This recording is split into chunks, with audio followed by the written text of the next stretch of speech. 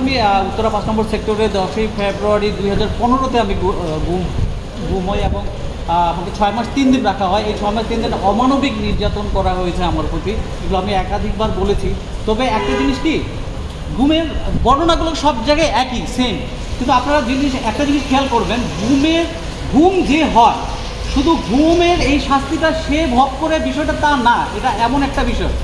গুমের বিষয়টা কিন্তু তার ফ্যামিলি, যে গুম হয় তার ফ্যামিলির প্রত্যেকটি সদস্য এটা এই শাস্তিটা ভোগ করে। তাহলে অভিযোগটা দিয়েছি, সেখানে সাবেক প্রধানমন্ত্রীকে আমি করেছি, শেখ হাসিনাকে। দ্বিতীয় আসামি করেছি আপনার স্বরাষ্ট্রমন্ত্রী সাবেক আসাদুজ্জামান খানকে, এবং 3 নম্বরে আমি করেছি আইনমন্ত্রী আনিসুল হককে, 4 নম্বরে সাবেক আইজি শহীদুল হককে, 5 নম্বরে ডিজি তখন র্যাবের যে প্রধান ছিলেন, মহাপরিচালক ছিলেন বেনজির আহমেদকে। 5 জনকে আসামি, আর অজ্ঞাতনামা আরও 20-25 জন, হ্যাঁ অজ্ঞাতনামা।